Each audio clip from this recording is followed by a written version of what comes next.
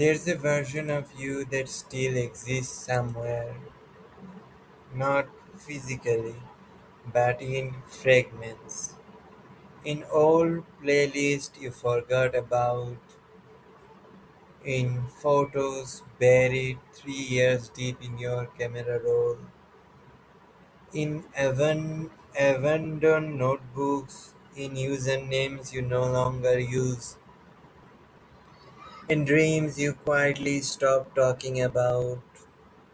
The internet accidentally became the world's largest storage until unit for formal selves. Sometimes I stumble across the old photos and barely recognize the person in it. Not because I look different, because I believe different things,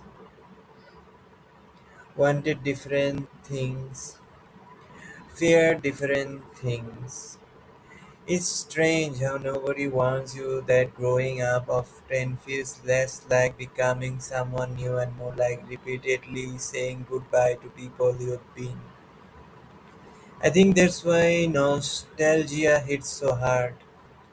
People assume nostalgia is about the past. I don't think it is. I think nostalgia is often grief wearing comfortable clothes. It's the realization that entire season of your life ended without an official goodbye.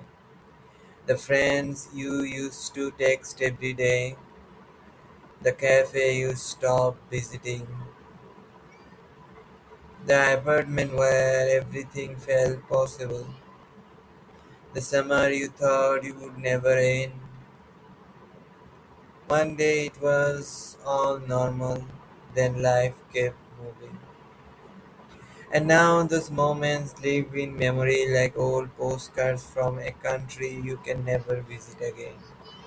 The other afternoon, I found a playlist I made years ago. I pressed play expecting music. Instead, I got time travel.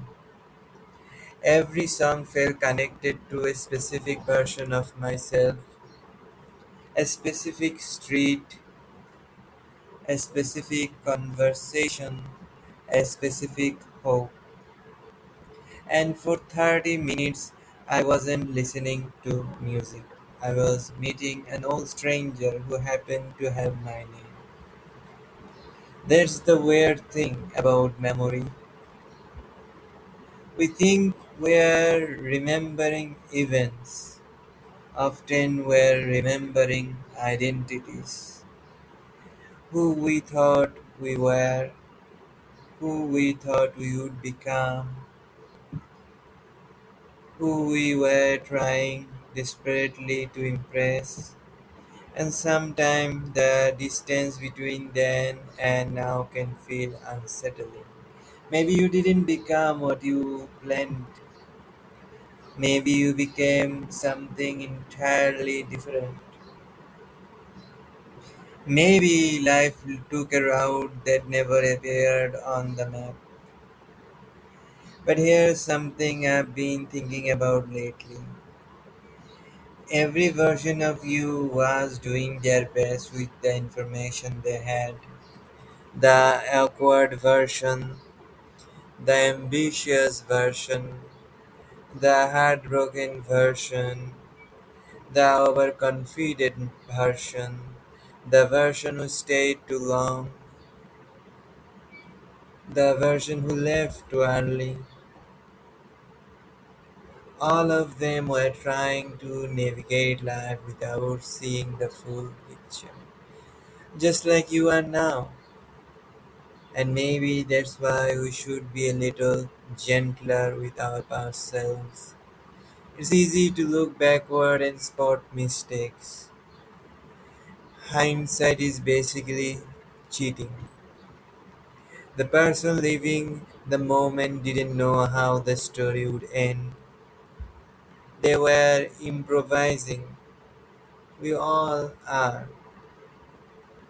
Modern life creates pressure to constantly optimize ourselves, become better, smarter, more productive, more disciplined. But sometimes growth isn't adding something.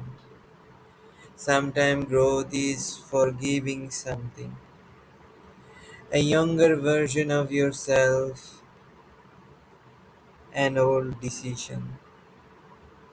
A season you still feel embarrassed about, a chapter that didn't work.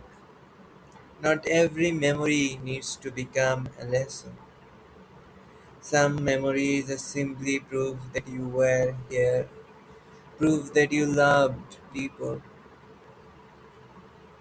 proof that you tried, proof that life happened. Tonight, somewhere, someone is scrolling through old photos, wondering where the years went. Sometime, someone is hearing a song they haven't heard in a decade. Someone is missing a version of themselves they can never fully return to. Maybe that's okay. Maybe we're not supposed to return. Maybe we're supposed to carry those versions forward. Like travelers collecting stamps in a passport, not living in those places, just honoring that we passed through them. So if there's a younger version of you you've been arguing with lately, the one who made mistakes, the one who didn't know better, the one who couldn't see what you can see now, maybe offer them a little grace. After all, they got you here, and despite everything, that's not nothing. Thanks for spending a little time with me. Wherever you are tonight, I hope you're making peace with the people you've been. See you next episode.